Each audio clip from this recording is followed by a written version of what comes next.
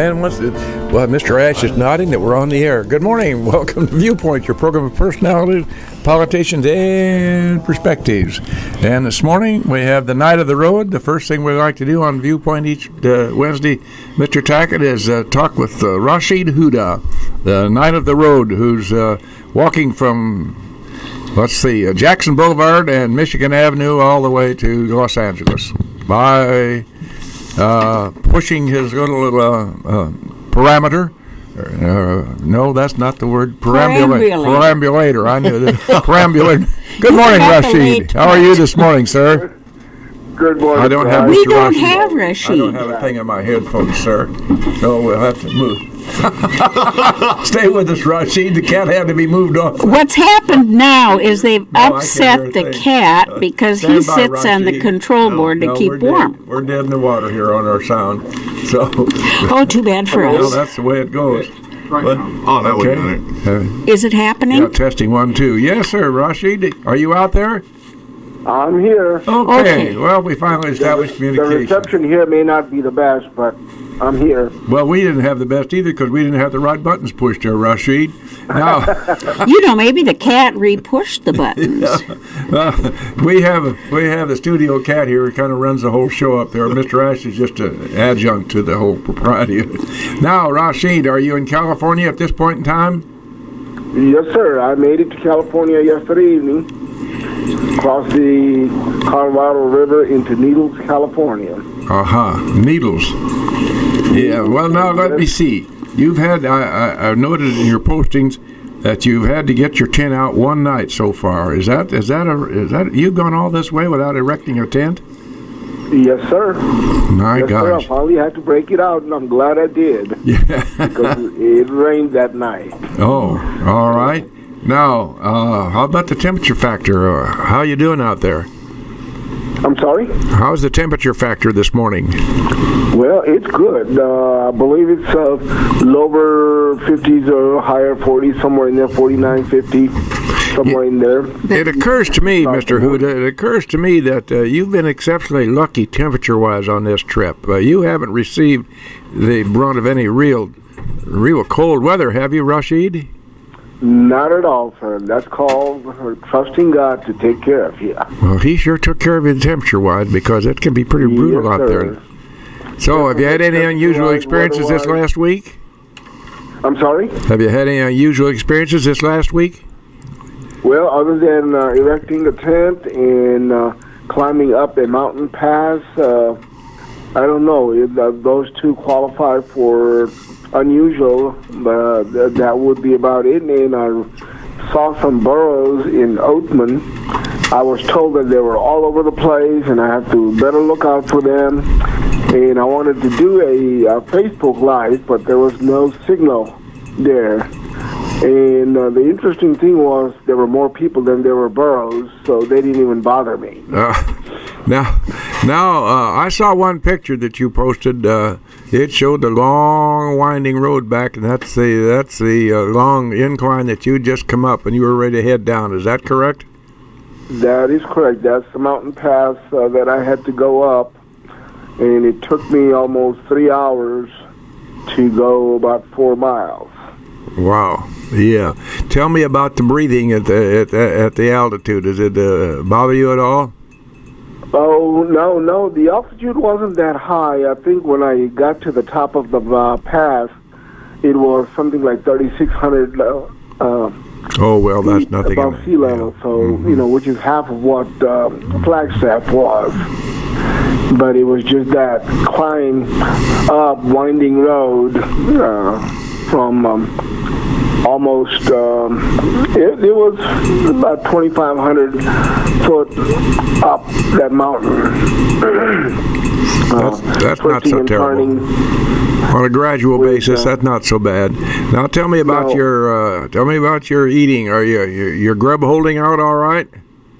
So far, so good. I picked up a loaf of bread in Gold Shore.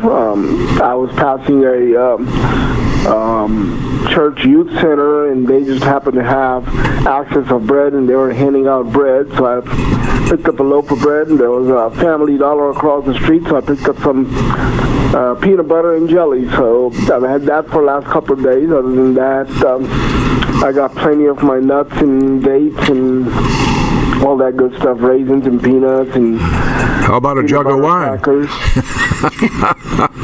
How about a jug of wine? A loaf of bread, a jug of wine. Well, I got a liter of water and see if the miracle happens and turns it into a jug of wine. Well, just pray over it a little bit. Matter of fact, I'll do a little absentee praying where I say maybe get a break or two before this day's out. Yeah. All right, sir. No, so far so good. All right. What is your destination this evening, sir? Well, I am hoping to get to at least Homer, Arizona. There is nothing there, and when I say there is nothing there, I do mean nothing, not even a building or anything. I was hoping to make it to golf, but does not look like I'm going to. It's 28 miles from where I am, and that's a full day. And what I've learned lately is that for some reason or other, I'm not able to. It's taking me longer than what I anticipate, even though my pace is about the same. But for some reason, either for photography or for rest, I'm taking longer breaks than I used to take. So, well, there's nothing wrong with that. You don't have a time schedule. You have something that you'd like to be done in February, so you can get to your daughters. But it looks to me like you'll make that without any problem. Yeah, that shouldn't be a problem. My current goal is 19th of January, which would make it even 6 months from my start date. Well, and 19th of January also happens to be the anniversary of my arrival in the United States, so that's a double reason that I'm shooting for that one. Yeah, mark that on your calendar in big time. Well, we're going to let you head down the road, my friend. As I always caution you, stay safe and stay warm. And I'll be in touch with you, and then we'll talk to you next Wednesday. Sounds good. Thank you, Rashid. Enjoy your day, sir. My pleasure. Bye-bye. Yes, sir. Right. Bye-bye. Well, as all the workers out there know that listen to WLCN at 96.3, that's a vaunted program of Viewpoint with the highest rating in Logan County. No. It's easy to be number one. Six listeners out of 10 is not bad. So we always try to talk with Mr. Huda every Wednesday morning and have a little fun doing that. Kind of an interesting thing. That fellow just decided, Dan, that this is what he wanted to do. I asked him, "What in the world are you doing that?" He was, "It's because I wanted to." So, wow. How old a fellow is he? 64. All right. Yeah. Well, why don't we have Mrs. Busby introduce you officially, because some of the folks out there in the airways might not know who you are. I don't know who that would be, but but at any rate, Logan County's greatest writer. I've been looking forward to this, Mr. Dan Tackett. Well, thank you. You're always so interesting to talk to, and I've been thinking, how did you develop this talent? Is it just that you listen so carefully to each person you talk with? I read that in the paper, the one from a week ago when you went on the car ride down memory lane. Oh, sure, with Elmer Snyder. Yes, yes. And it was so interesting, and you could just almost see every curve in the road as you were driving along. Well, thank you. And I just wondered how in the world that happened. Do you just care so deeply about people? Well, sure. Are you just such an inherently decent sort? Well, no, the jury's out on that one. You're going out on a limb there, I'm afraid. I'm sure there's lots of folks who would disagree with that. At any rate, I can just listen to you forever. But I think you might be the tree that bends quite a bit. Well, it's so good of you to be here with us today. How long have you lived in Logan County? Were you born and raised here? No, I was actually born in Bloomington Normal. My mom and dad at that time lived in Minear in Tazewell County. Yeah. And grew up, as I've said many times, at a little whistle stop on the interurban line, the Illinois Terminal Railroad, at a little place called Suter Siding. And after I finished 7th grade, we moved from there to Armington, another tiny little Tazewell County burg, and grew up in an old rented farmhouse about a mile north of town. And boy, I think about that farmhouse on mornings like this because they were cold. They were cold. My brother and I were the black sheep, so we got the unheated upstairs bedrooms. And, morning like this, boy, I remember grabbing my clothes for school that day and just racing downstairs to huddle against that coal stove. I used to do that. Yeah. Buzz talks about, they had a big family. There were 10 kids that my mother-in-law raised.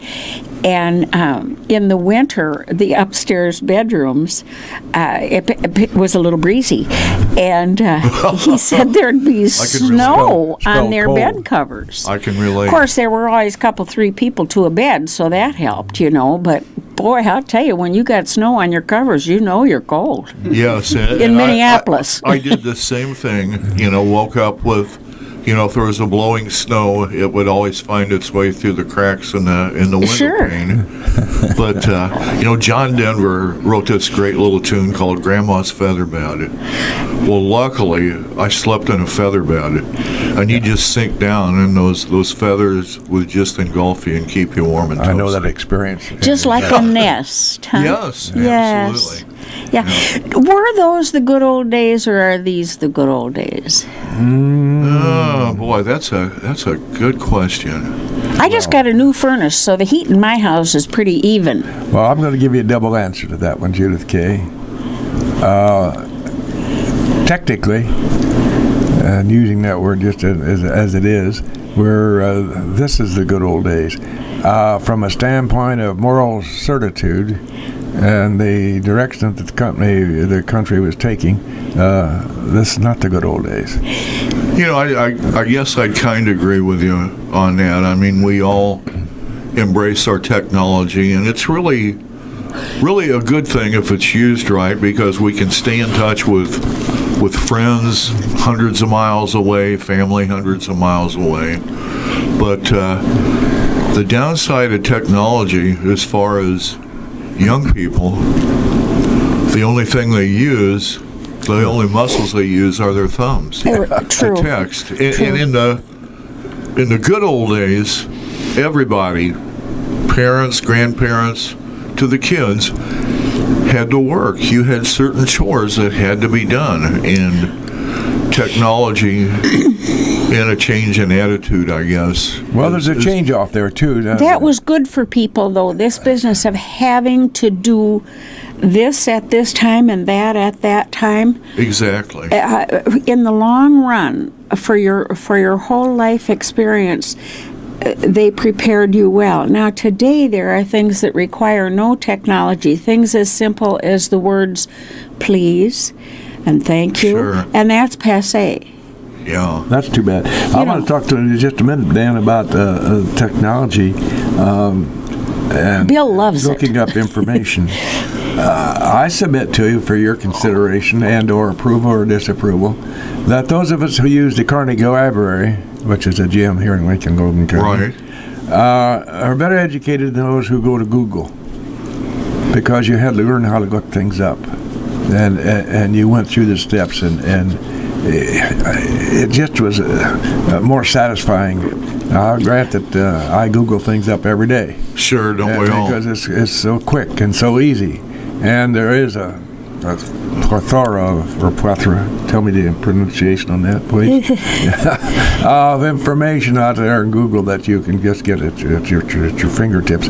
But nothing can beat going to the library and going to the cards in the Dewey Decimal System, right, and looking up something on your own. Sure.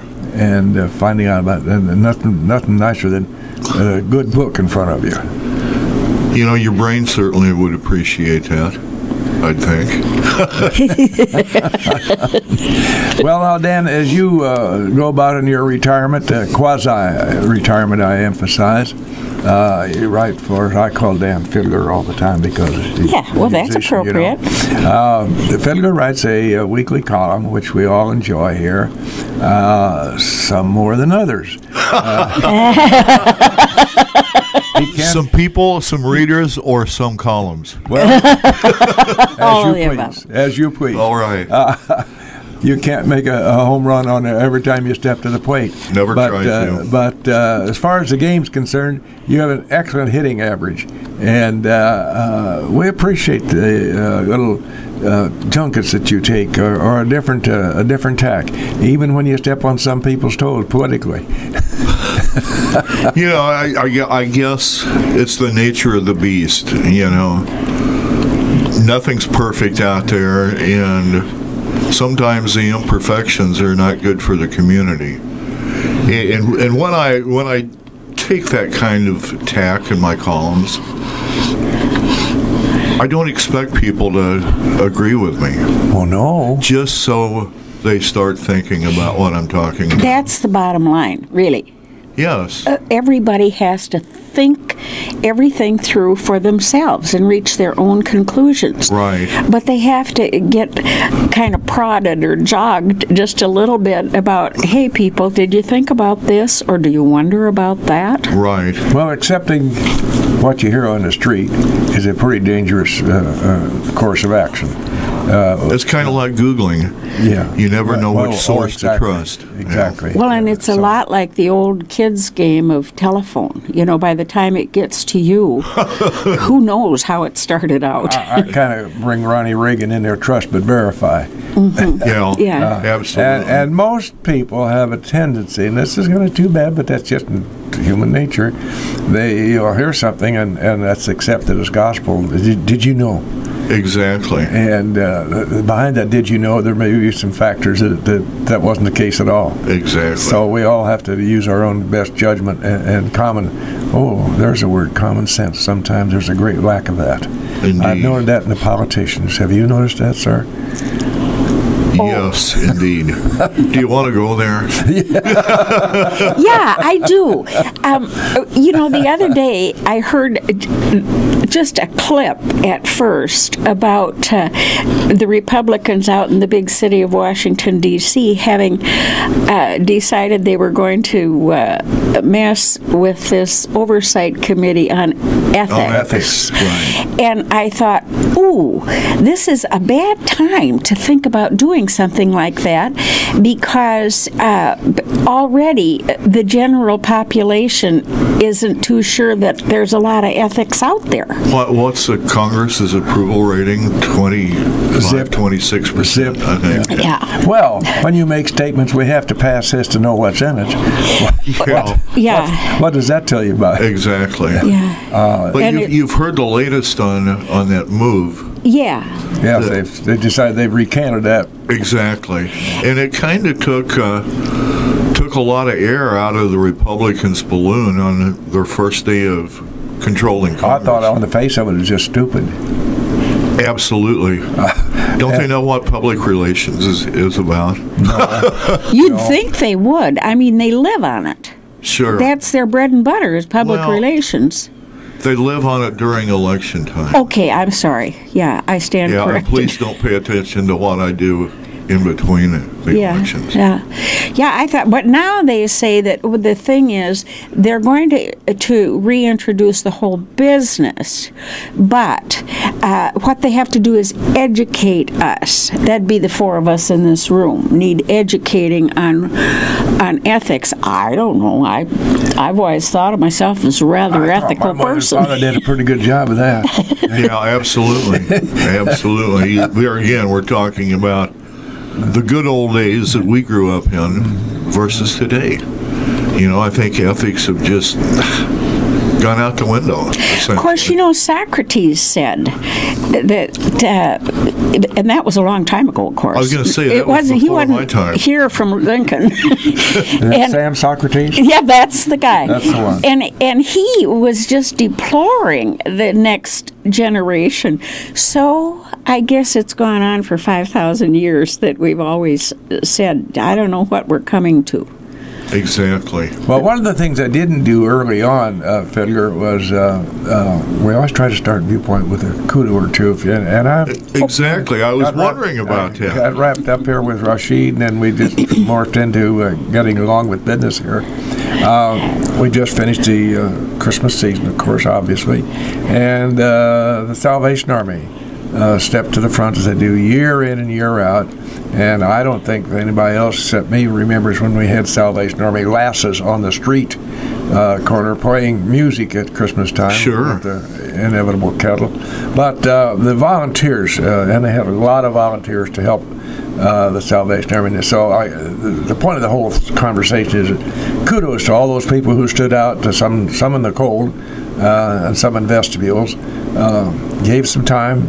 Very necessary time, so kudos to all those folks out there. There again, that's the essence of a small community. Exactly. I presume that in a major metropolitan area, those folks almost have to be paid. It's I don't know anything about that, but it just seemed to be almost impossible way to staff those kettles all over Chicago, for instance, with volunteers. I don't know how they can do that. So yeah, it would be tough, I would think. In any event, kudos to all those volunteers and to Tony Sheff, and you know they work long, hard hours. Now I don't know how they came up as far as their goal was concerned. I haven't seen a readout on that, but anyway, thanks to all those folks. Now, you're a student of history.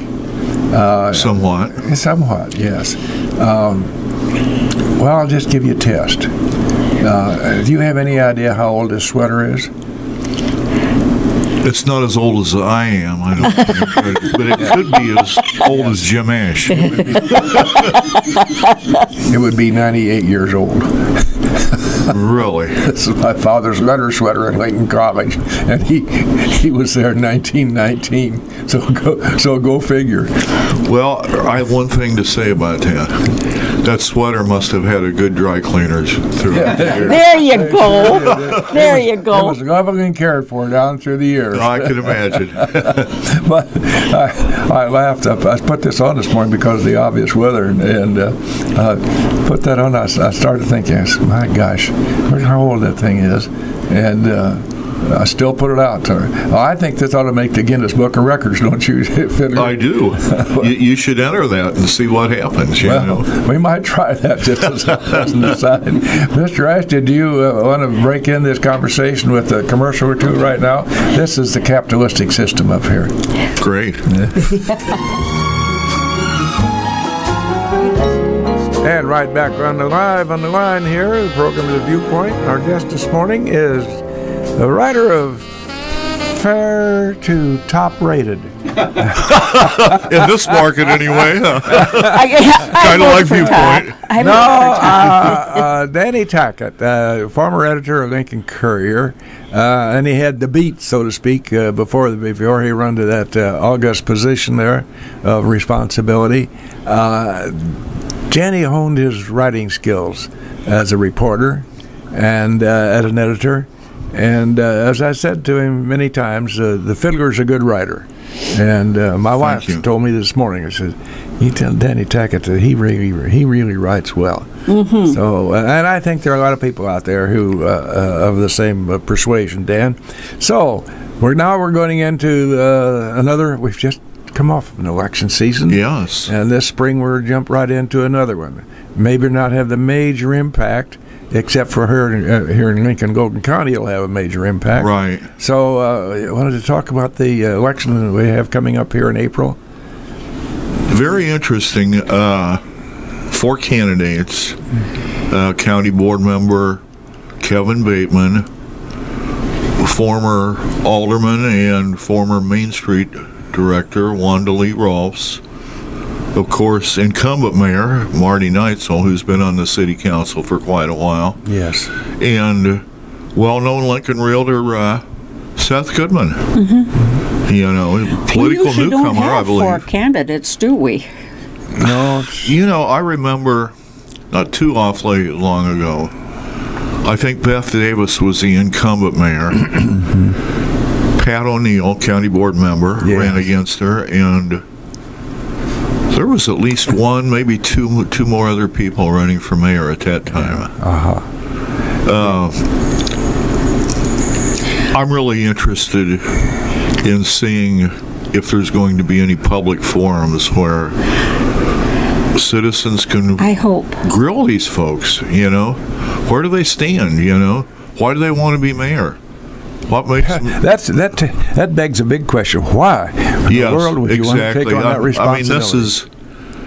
Lincoln has technically, I believe it's called a weak mayor system, the way the government's set up, because the council has...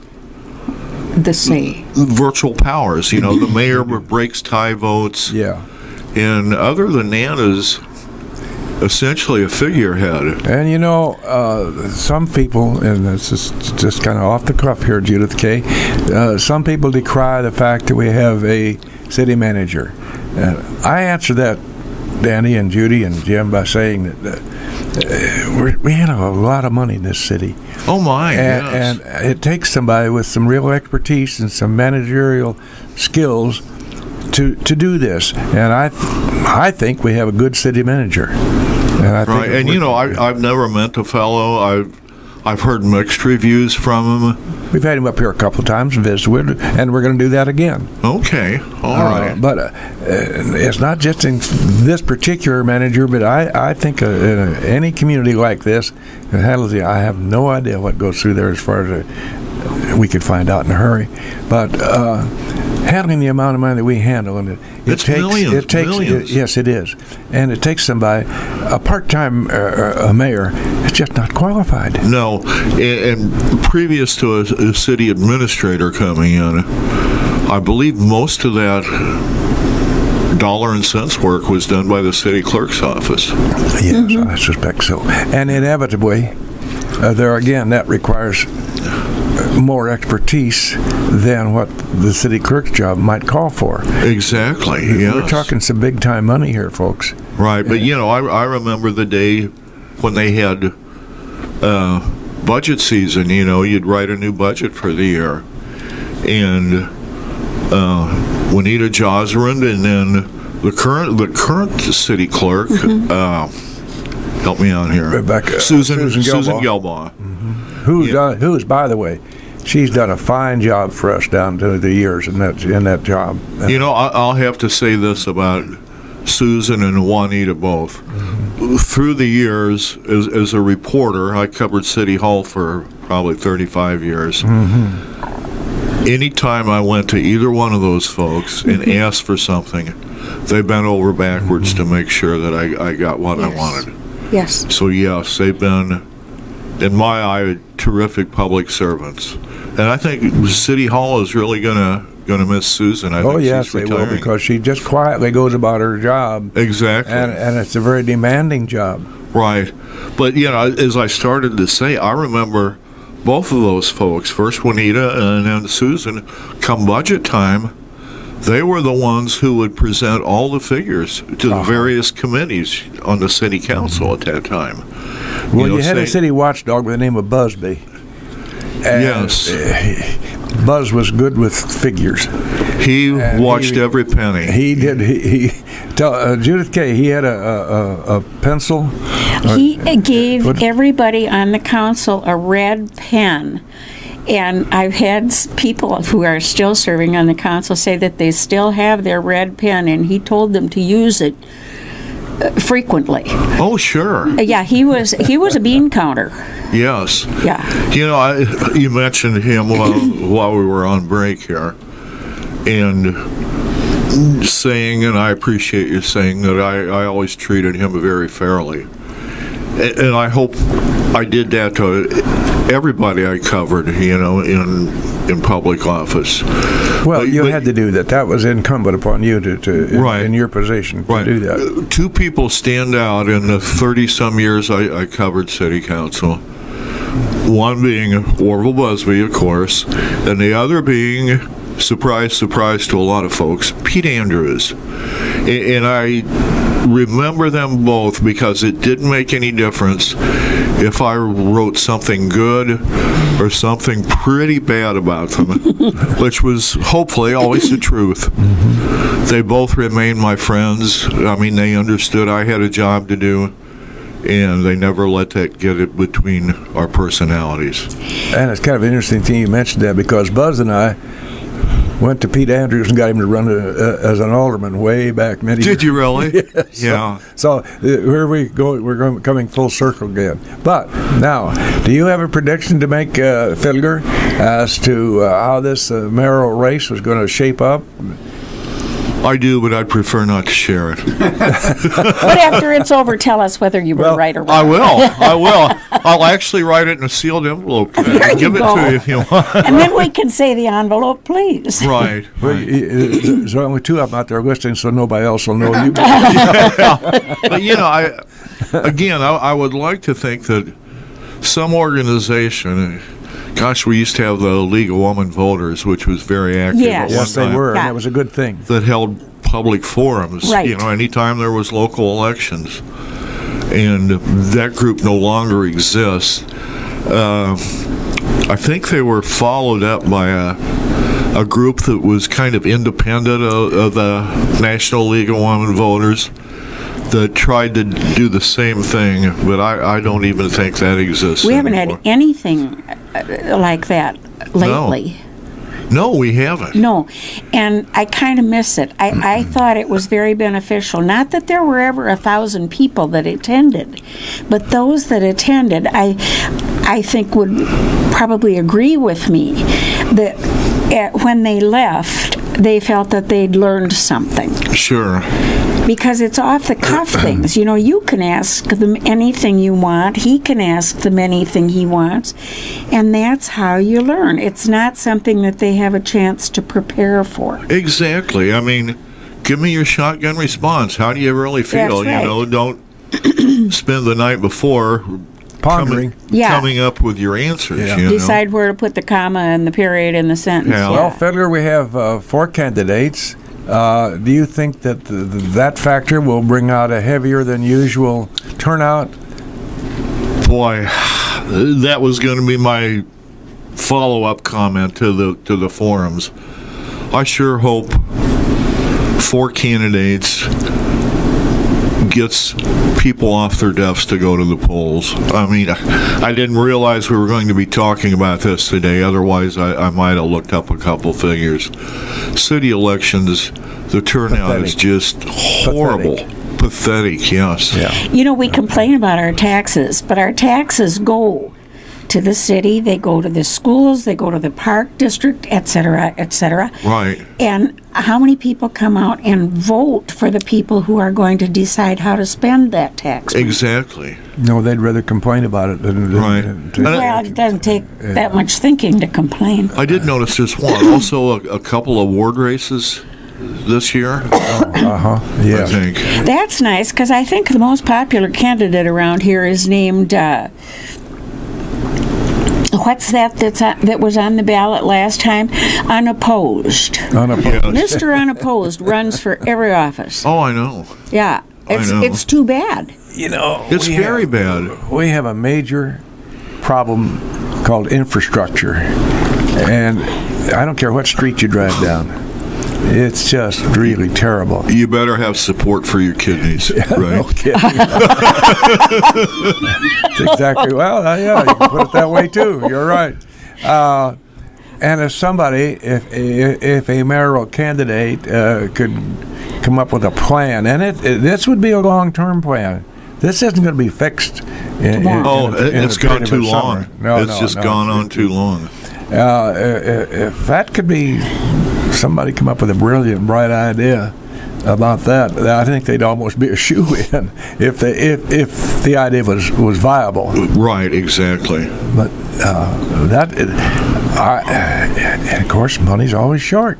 Sure. Yeah, that's the problem. Speaking of short money, Can I ask you if, since you got up so nice and early this morning, did you have a chance to check your crystal ball and see whether you think the state of Illinois, who was rated 49th out of 50 in a survey I heard lately for poorly run states. The only one worse than us was New Mexico. I don't know what in the heaven they did there, but something. Oh, are you saying we only have rate, 50 states? I saw a politician once said that we had 52 states. Where's the other two? Well, he's going home now after January 20th. Well, I don't know where he conjured up these other two, but at one point in time he said well, we the had last 52 I states. heard it was 50. But anyway, we're the second most poorly run state. I can believe that.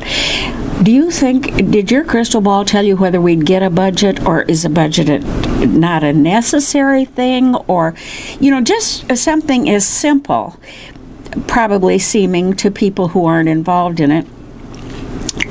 I volunteer at the prison, and Bill did too, for a program called Storybook, which is really valid. It's run under the auspices of Lutheran Social Services, Prison and Family Ministries Division, and they get some funding from the state. Got, past tense. Right. And so now, instead of going every month, we go every other month. And it's volunteer. Well, we were all volunteers, but now the poor soul who runs it is a volunteer, and she goes from prison to prison to prison to prison to prison with all the books and the envelopes and the recorders and the computers, so that these people can. It's a huge job. Can record a visit and the reading of a book, which will be sent on a CD to their children, whom many of them can't see even. So it's a twofer. Really, the kids in the olden days, we used to do it on the little cassettes. Yeah. Okay. Sure. And we heard of kids wearing out the cassette just because their parents' voice was on it. Exactly. Yeah. And kids love their parents, no matter what they did or where they are. Absolutely. Okay. So anyway, they've been just cut them off right at the knees, and they're just one little tiny representative of those who've been cut. Well, you asked me, can we get by without a budget? Maybe you should ask that poor woman who goes all over the state, can we get by without a budget? How much longer can I afford to do this? Yeah, really? And like you say, that's a tiny little social service. Just a microcosm of this problem. And it's huge. I mean, there isn't a day goes by when something isn't in the news about this agency having to cut staff, cut back services. It's horrible. I don't know how worse Illinois state government can get. Well, they can get one more worse. They can beat out New Mexico. That's true. Then they're at the epitome or epitome, however you care to say. Yeah, but again, I say how much worse. Tomorrow it's going to be worse than it is today. Right. And that's going to go on until somebody gets some common sense in their head. And I get so burned up. I saw a legislature on TV last night just bemoaning the fact that, gosh, this has gone on way too long. Can't we do something? My question to this woman would be, can't you do something? Yep. You're the one sitting in the legislature. Defy your leaders. Get a budget up and demand that it be voted on. Well, the strange anomaly in this state, and it's a sad anomaly too, is that one person seems to have the power. Oh. And it's been said many times, so facetiously, that there ought to be two states here, anything north of I-80 and then anything south of I-80, because those boys up there in the big town, they've got everything in the palm of their hand and they squeeze it tight, and exactly. here we sit with our eyes popping on our eyeballs. But it isn't even a matter of. But it's kind of interesting. They think they're doing the right. It's a matter of power and control. It's kind of interesting, though, Bill. in this ongoing budget fight, you have on opposite sides two folks from the Windy City, the governor and Michael Madigan. Yeah. You know, and how's it all end? Well, there's nobody winning until somebody decides to back off a little bit and give. And until that happens, somebody's got to move. In the meantime, it's going to be everybody's intransigent. They're not going to give a damn thing. Right. And you know, bottom line is, don't you care about the people of the state? No. No, it's all about their personal power, their clout. Which speaks, of course, to the inevitable conversation about term limits. I don't think I'll ever, well, I'm sure I won't say it. You younger people may, but I'm not sure. That's giving up. You're asking those folks to vote to give up their office after they've been there a couple of terms. And it's the old thing about power corrupts and absolute power absolutely corrupts. Not all corrupt. We've got some fine folks in there, good citizens that are serving us, but the wind keep blowing, and it's difficult for them to withstand the onslaught of water coming at them. I suppose. But why don't they just band together? You know, if you get it makes common sense, and exactly. I mean, surely everybody in that legislature realizes this is about as low as a state can sink. It's time to lift ourselves back up. Forget Governor Rauner. Forget Michael Madigan. We're going to take the bull by the horns. I don't know how they're going to get the balance of power so that they can do that. That's the inevitable problem. They've got to have the predominance of votes, and so far that's... You know, you just need a revolt among the lawmakers. Maybe we ought to have a tax revolt. And not pay your taxes? Not pay your taxes. If you like incarceration, that's a good idea. Yeah. You know, you ever wonder about that? You pay your state income tax and everything. Where's that money going, since the state has no budget I'll tell you to where authorize spending your tax money? It's going into the funnel that's called the general fund, and it comes out the bottom to do whatever they want with it. Not sure. They can turn this valve or that valve. Doing. Right. Which is a sad thing, because we got some educations being the main thing that Judith Kay and I have had an interest in. It suffers because nobody can step up to fight with a decent bat and make a hit. No, they can't. Not at all. So we haven't solved the doggone thing. No, we haven't. And we're not, we could be here till next week and we wouldn't solve a thing. We'll try to. Dan, we appreciate you coming up with us, just sitting here and visiting about. We didn't talk about your craft very much. Oh, that's fine. I've enjoyed the visit as well. Because what is your next project that you've got? I've started book number 2, and I hope to have that done by summer. Speaking of books, just a quick aside here. I have a classmate of mine, he's gone now, one of the brightest stars in our class in 1941, and he was falling on some bad health problems, and he tried the nursing home, and that didn't work very well. So his daughter went to live with him for a year before he died, to take care of him, and it was kind of an up and down relationship. It was not an easy. No, it isn't. But bless her heart for doing that. So she wrote, Bob died, and she wrote this book, and it's called Waltzing with His Walker. And I thought that was pretty neat title for talking about this daughter's experience of living with her elderly father. And the ups and the downs. Now, I thought it was a pretty neat title, Waltzing with His Walker. Yeah, okay, I'm going to waltz right to the end of this here.